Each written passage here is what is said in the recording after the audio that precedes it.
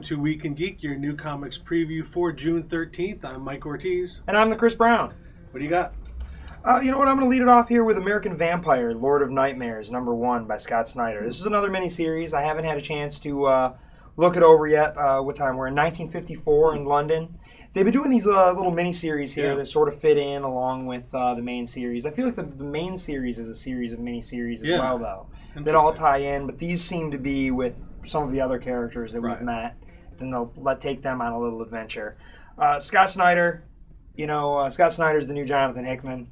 For me, I'm going on and on and on about Scott Snyder all the time. He's doing a great job building a whole universe around this American Vampire book. Yes, he is. And the main character, Skinner Sweet, is really cool, and he's a great sort of antagonistic protagonist in some ways. But their other characters are also very rich, and he's also very good with time periods. I loved what he did with Severed.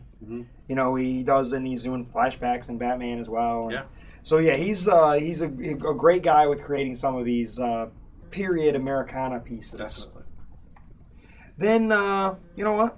I'm gonna jump right to it. Then we got Batman #10 by Scott Snyder. Go figure. This is post Night of the Owls, so I don't know if this is day after the Owls. Wow. I would imagine probably so, dealing with the aftermath of all that. We got some of those owl creatures in there. So he's still working that tale, with the owls and whatnot. Been some great stuff, a great cover. Batman with owl wings in shadow behind him. This has been a great book the whole way through. I think he's building sort of an interesting mythos, and even the people that are like, man, he's just been dealing with owls the whole darn time. Yeah, it's been great though, hasn't it? It's been a neat little story, and he's taken interludes with some other characters and some other villains, and building a great story. We spent a lot of time talking about Scott Snyder, but also I want to mention the art by Greg Capullo. Oh, yes. Has been fantastic as well. I really have been enjoying his take on Batman. I mostly knew him growing up doing X-Force. And he did some Spawn. Then he goes off and does Spawn. Yeah. And it's nice to see him doing a more traditional superhero again, and then something that I wouldn't have thought about him doing much, but it looks great. Yeah. I'm really enjoying it. Then I have Avengers #27. This is going to be an A versus X tie-in. They've got, what is that? What do they call in Marvel? The Protector? Is that what it is? The Protector? Yeah, the Protector's looking a little Punisher-ish on the cover there. On a Walt Simonson. Oh, Walt Simonson interior, too. Yes. Wow. So it's A versus X stuff. Avengers are going to be fighting X-Men, perhaps fighting each other. Yeah. Should be good. It's written by Bendis. Yep, Simonson art. Fun stuff. Also got Avengers versus X-Men versus. This is the battles. We've got, it looks like Black Widow versus Magic and Thing versus Colossus. Nice fights. It wasn't Colossus just fighting. Colossus, actually the Thing's been fighting too. They've been fighting the whole time. Yeah, the Thing was fighting Namor. So they're just tag teaming. It's like a big battle royale. Yeah. And everybody's fighting everybody here. So it's been a fun book. You get two fights in every issue. 2 creative teams. Yep, absolutely. So kind of a fun book. Then we'll jump right from the Thing to Fantastic Four. Admittedly, I'm a couple issues behind. I started to get a little caught up this weekend, and then realized I didn't bring some stuff home. So I'm curious to see. I'm kind of at the part where he's already wrapped everything up. Now I've got to see where he's pushing forward. They've all been one-issue things, so this is the start of something new. Something with Black Panther here. Yeah. Maybe we can get Black Panther back to where he should be instead of past all, with all that nonsense going on in Hell's Kitchen. That Daredevil book just it started out okay, and then just didn't like what they were doing with Black Widow and Hell's Kitchen. This is kind of funny here because we've got apparently something going on in Wakanda. And is that not a Thundercats logo up It looks like there? a Thundercats logo. That's okay. Well, he's a cat. This is the origins of the Thundercats. Black Panther. We've got, you know what? I'm just going to skip ahead a little. We've got Saucer Country by Vertigo. I really like this book. It's gotten really weird. There was some anal probing going on last issue, and bunny rabbits. Were the bunny rabbits doing the anal probing or being probed? The bunny rabbits were actually the mental block for one of the people who had been abducted. Okay. So he was seeing himself surrounded by bunny rabbits, but in truth it was aliens. It was just his mental block couldn't see the grays, if you will. Interesting. It's been an interesting book so far. I'm a sucker for alien abduction, and this is an interesting take at it. I was also really enjoying that Xenoholics. And that's haven't seen one of those in a little while. But this is filling that void for me, and it's a little bit more realistic. It's set in a more realistic world, and it's not drawn as cartoonish, I guess. So fun stuff, and I've been digging that. Then The Shade, number 9. This is our walk through the DC universe via The Shade. It's been great stuff. Different artists, pretty much on every issue. Who do we got on this one? Fraser Irving. Great stuff. Looks really nice. Definitely different than everything else. Yeah, this has been a fun book. I like it. It's building a larger story, but at the same time, you kind of get little respites and introduced into some new characters and things as each issue goes on. James Robinson, I think, is doing a great job with it. I'm also enjoying his Earth, too. I did read that second issue, and I did like it. I like what he's doing with things. I didn't mind the Flash's costume, and it looks a little hokey with sort of a big old bike helmet on, but that's what he's running fast. He could hurt himself. This is true. If he trips on a pebble, he needs a big padded helmet. Have you seen what's going on in the NFL right now with concussions? Imagine what would happen if you were going at Flash speeds. And I just want to know, for 40 years, how did Jay Garrick keep that helmet on without a chin strap? Did he have it glued to his head? Maybe. Well, was that Speed Force? Wasn't it just like a big spaghetti strainer? Yeah. Maybe he just braided his hair into the. There's hooks on the inside. That seems like it'd be painful. No wonder the man was losing his hair. Men were tougher then. This is true. Men were men, even if they were braiding their hair through the spaghetti strainer greatest helmets. generation with spaghetti strainer helmets. Winged spaghetti strainer helmets. That's just even cooler. Yeah. Because men were men, Mike. Yeah. We're not anymore. No, certainly not. I'm not. What do you got? Well, I'm going to start off with Planetoid number 1. I know very little about this book. It's another one of those shot-in-the-dark image books. It looks like it's got some great artwork. Really does. Interesting. This was one that actually didn't have a publisher at first. Okay. And I think it got picked up by Graphically, the digital comic publisher. And after that, it came to the attention of Image Comics. Okay. So, this is kind of an odd situation where someone is using digital, I guess it's not that odd, webcomics people do it, to get some attention and then actually get a print book. But it's really, really great looking artwork. It's sci-fi. It's got robots. So this is a reprint of something that was already online. Right. Okay. This was already. You could have gotten this online, but now Image Comics has picked it up. I don't know if anything other than the first issue with it was ever available online. But yeah, the guy got some attention online and got a publisher, which is the way a lot of guys are getting some attention to their books, because you can publish it online yourself for free, and get people to notice it, and then get people to pick up the book. So I'm giving it a shot, like many Image number 1s. It's a shot in the dark. It might be great. It might be terrible. It might be worth $100 in a couple of years once AMC makes a movie of it. To that thing with the digital, what I'd like to say is I find it's interesting how guys are getting discovered on digital and going to print when so many retailers are concerned about everyone leaving print and going digital and leaving us in the dust. But a guy like Ryan Brown, I mean, pretty much got picked up, and he was giving away God Hates Astronauts number 1 for free. Made a splash at conventions, and now he's on Smoke and Mirrors, and that book's getting some steam. This guy gets picked up, from offline, and it is still the best way for a small publisher to promote themselves, or small. But going in the reverse of what everyone seems to be afraid of. Yeah. So it's a situation where digital is doing some good for the print media. Oh yeah, I mean, I think at this point it's become pretty clear that digital can be a way to augment print, which is what the publishers have been promising for a while. I mean, certainly it's a way to reach a larger audience and then hopefully get them coming into comic book stores. Yes. Next up is Green Lantern, the animated series.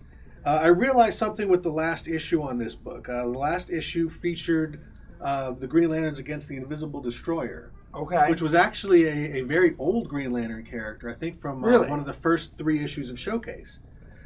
So what's interesting is, Art and Franco, who we've mentioned many times on the show before, both here and I think also in Superman Family, they're blending a lot of very, very old Silver Age type concepts and modernizing them, bringing them into the present, which is kind of interesting because all of those old Silver Age concepts were created for children. If you were a child, if you were an adult reading Showcase 24, you were probably a weirdo. But so it's kind of interesting. They realize that all of those old comics were created for children. They're taking those ideas, modernizing them, and giving them to today's children, which I really think is a great idea. Yeah, it's a really great idea. So once again, I've mentioned before, Art and Franco were great at that. Though. I love the cartoon series.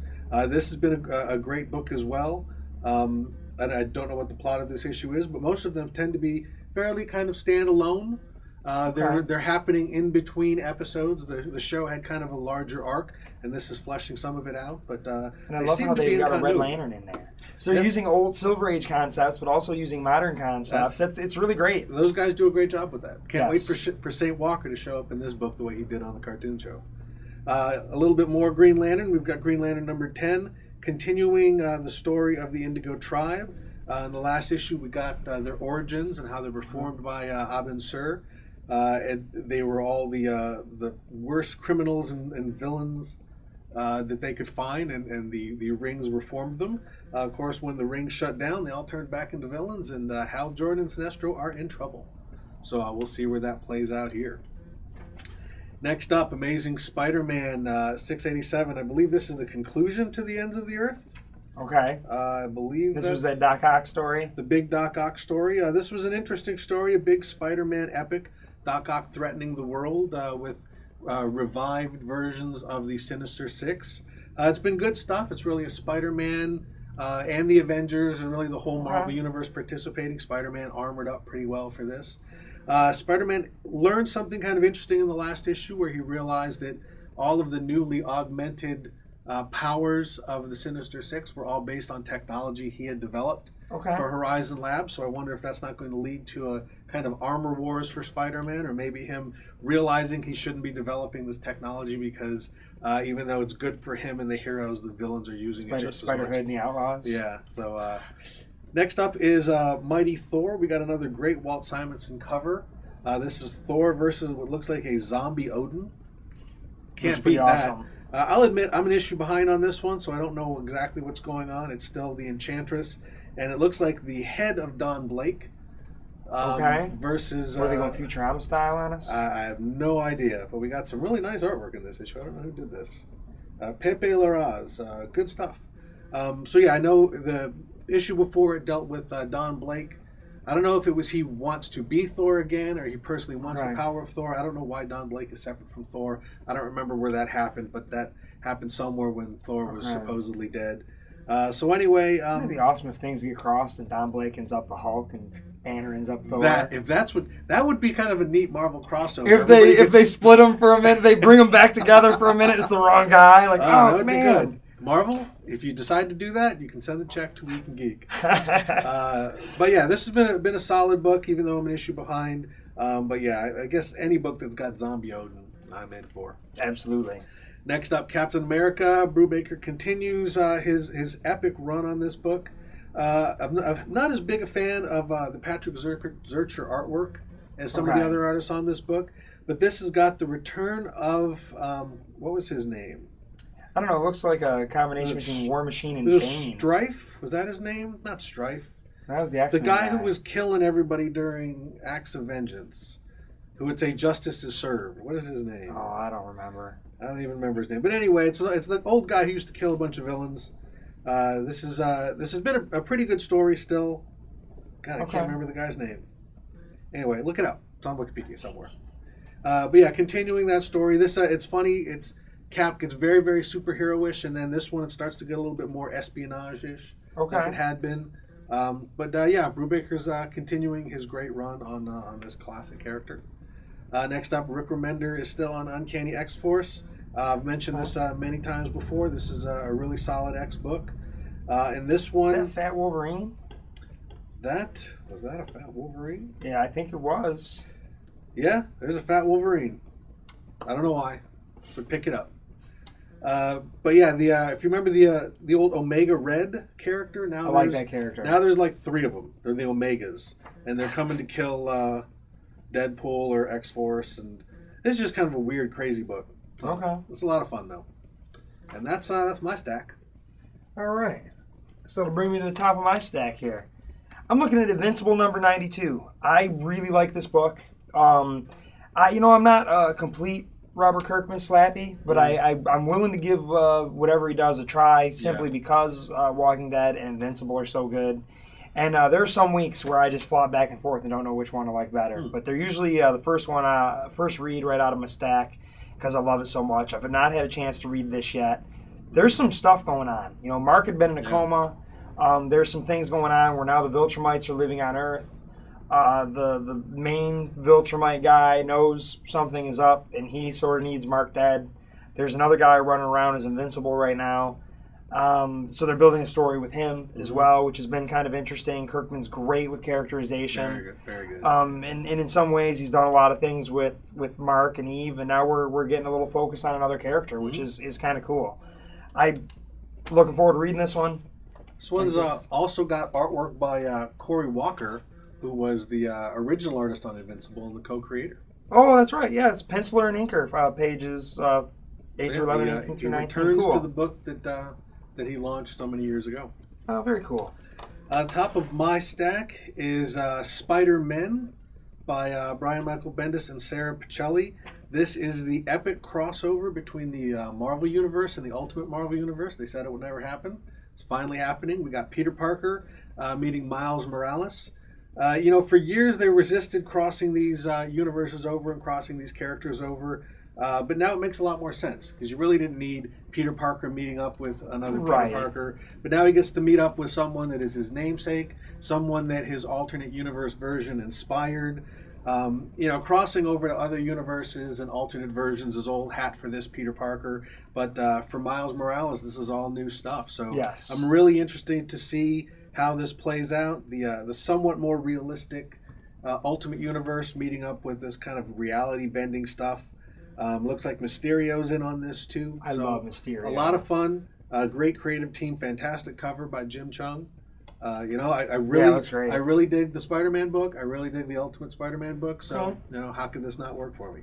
That's my top pick. And you know, I'm curious to see Bendis writing the proper Peter Parker. Yeah, he did a good job in Avengers. One of my beasts all the time with you know, the Ultimate. Everyone said how great it was. Then put him on the regular Spider-Man book. And yes, he did do a great job with the Avengers. But this I feel is a little more. Yeah, it's Spider-Man. This is really Spider-Man, not Spider-Man with a bunch of other people. This is Spider-Man. Spider-Man squared. Yeah. And with that is your Week in Geek.